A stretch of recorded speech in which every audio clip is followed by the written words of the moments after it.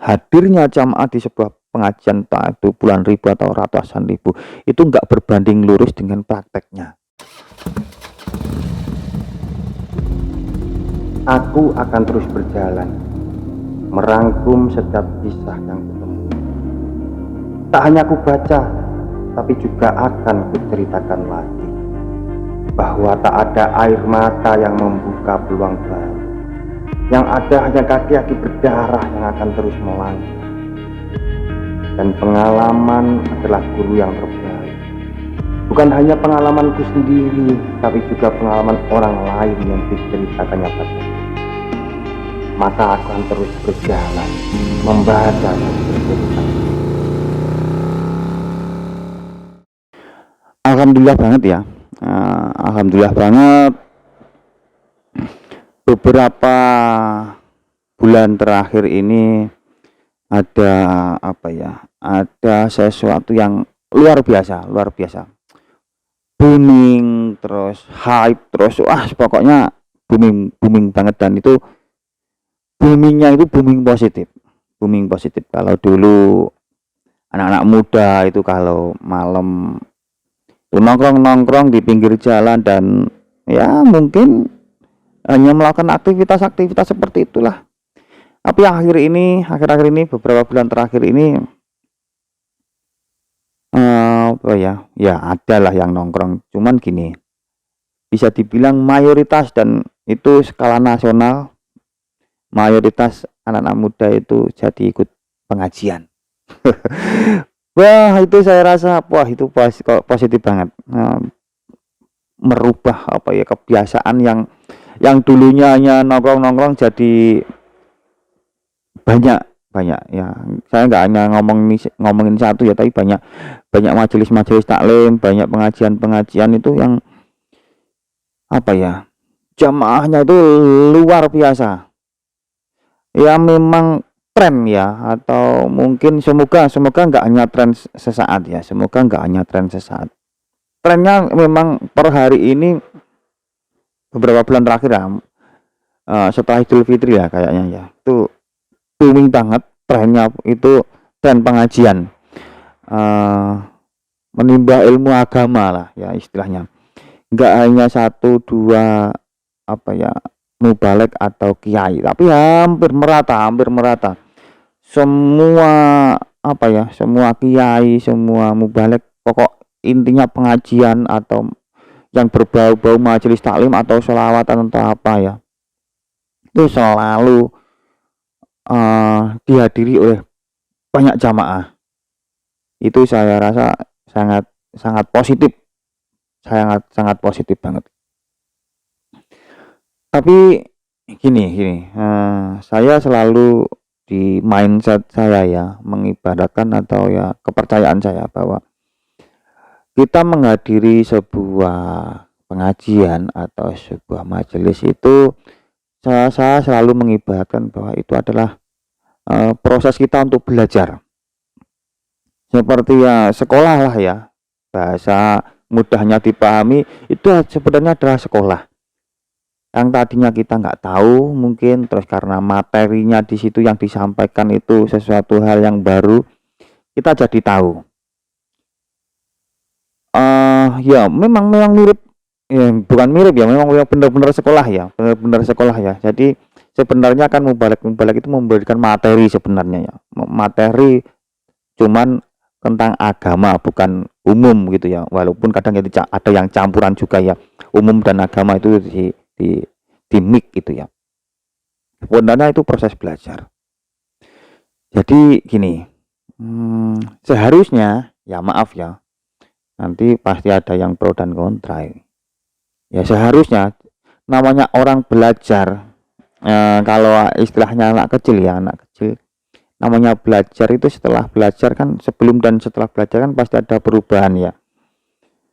Entah itu muda makin pinter, entah itu makin rajin, entah itu makin apa, itu kan namanya sebelum dan sudah belajar tuh harusnya ada perubahan, nanti pasti dihujat ini, saya pasti ada yang komentar negatif ini. Tapi gini, kalau ngomongin tempat ibadah, kalau ngomongin masjid ya, saya rasa nggak hanya waktu bulanan ini, sudah agak lama. Trennya itu sekarang tuh masjid-masjid, musola-musola itu sepi. Banyak banget masjid, musola itu sepi. Sampai saat ini loh, sampai saat ini. Kemarin teman saya itu nyetatus di sosmednya, masjid kok semakin sepi, padahal pengajian-pengajian, majelis-majelis itu yang menghadiri itu puluhan ribu. Sedangkan seperti yang saya bilang tadi, seharusnya sebelum dan sudah belajar itu kan ada perubahan, ada perbedaan. Tapi per hari ini belum ya. Tapi per hari ini belum. Jadi gini, saya nggak tahu. Bagaimana ya? Ya, saya nggak bermaksud menyudutkan atau apa ya. Tapi gini, jadi dengan adanya pengajian, dengan adanya majelis-majelis itu belum bisa atau belum mengena atau masuk ke dalam hati atau pikiran para jamaah. Buktinya belum bisa merubah mereka untuk menjadi sesuatu atau sesuai dengan apa yang dimaterikan. Just, para jamaah itu belum tertarik untuk praktek. Saya rasa seperti itu. Kan banyak juga mubalek-mubalek yang memberikan materi atau ceramahnya tentang bagaimana memakmurkan masjid, terus fadilah sholat jamaah, pahalanya sholat jamaah dan sebagainya, kan sering banget. Tapi buktinya per hari ini masjid masih sepi, musola masih sepi. Banyak yang masjidnya bagus banget, gede banget, tapi nggak ada yang jamaah. Ya bisa dibilang ya itu pun bisa dibilang beberapa lah, itu pun sudah tua, rata-rata sudah tua. Padahal di majelis-majelis, di pengajian kan sering sekali ya, bahwa sholat jamaah itu pahalanya dikalikan berapa dan sebagainya. Tapi perharian belum sampai bisa mempengaruhi para jamaah untuk melakukan, para jamaah pengajian ya, untuk melakukan jamaah di masjid atau musola. Pasti akan ada yang bilang seperti ini. Kalau ngomongin hidayah itu Tuhan yang membuat atau yang bisa memberikan hidayah itu hanya Tuhan.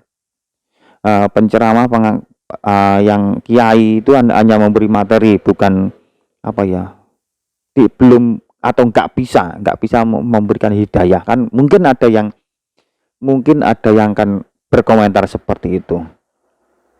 Ya seperti halnya gini ya, kita sekolah lah, yang minterin itu kan Tuhan juga, yang memberi kecerdasan itu kan Tuhan juga.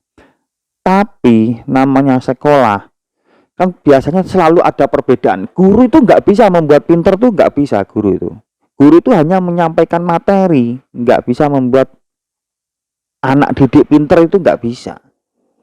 Begitu juga dengan keimanan, terus kesadaran para jamaah itu ya juga seperti itu kan. Kiai itu kan nggak bisa memberikan hidayah, tapi harusnya kan sering menyampaikan atau kan menyampaikan materi-materi seperti itu. Dan saya rasa kalau masjid atau musola sepi itu hampir merata loh, hampir merata. Saya nggak menyalahkan kiainya ya, saya sadar banget bahwa hidayah itu hanya Tuhan yang bisa memberikan.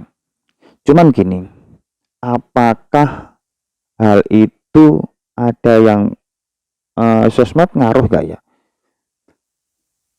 Mungkin sosmed ngaruh ya. Kalau kita hadir di suatu majelis, kita hadir di suatu pengajian itu, terus kita bisa nyetatus mungkin.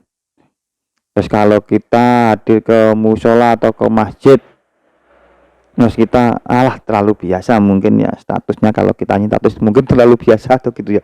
Jadi intinya yang saya tangkap ya, maaf yang saya tangkap, hadirnya jamaah di sebuah pengajian itu puluhan ribu atau ratusan ribu itu nggak berbanding lurus dengan prakteknya, nggak berbanding lurus dengan hasil yang dicapai.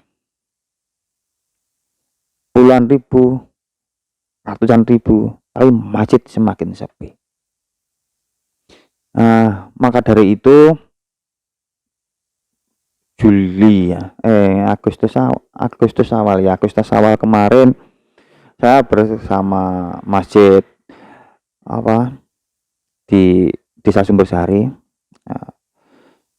dan Yayasan TPUGI dan segenap takmir Masjid Baitul Salam Sumbersari itu mencoba membuat terobosan.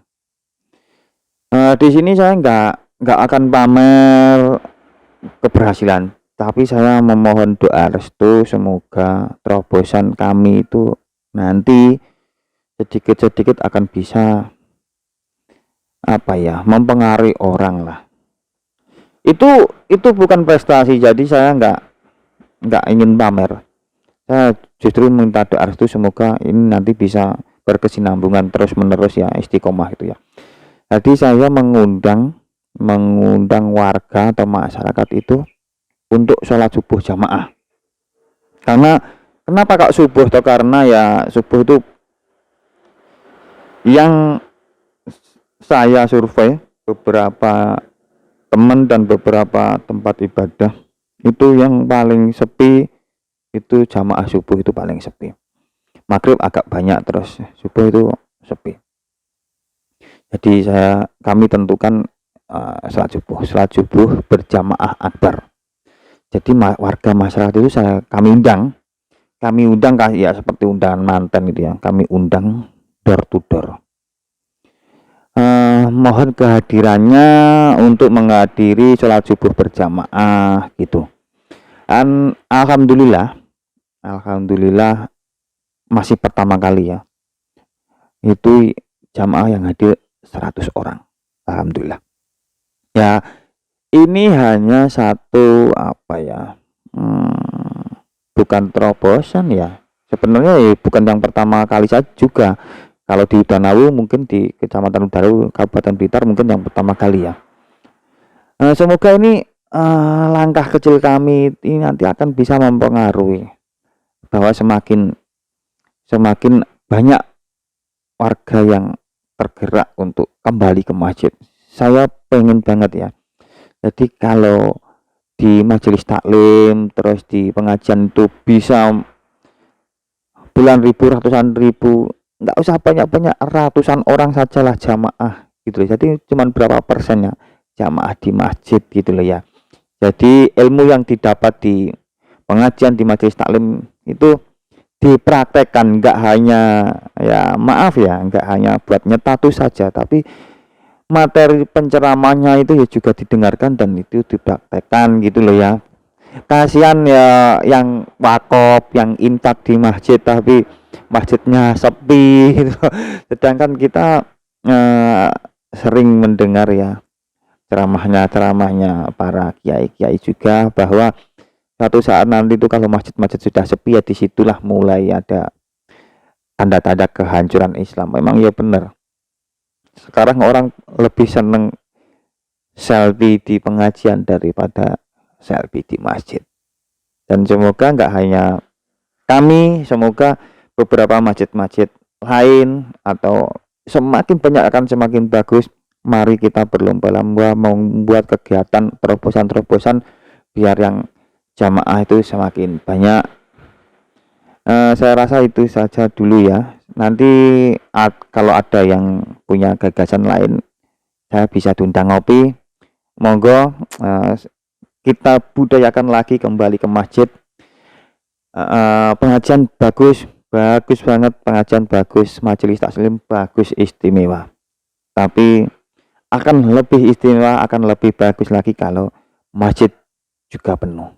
Oke, terima kasih yang sudah nonton. Kalau ada mungkin salah kata saya mohon maaf. Monggo kita sharing-sharing di sini. Saya hanya memercikan api ya. Nanti kalau ada yang kebakar silahkan nanti kita diskusi. Kita harus melakukan hal apa gitu. Saya siap diajak ngopi. Semoga yang sudah nonton selalu diberikan kesehatan, kebahagiaan dan rezeki yang melimpah. Amin. Amin.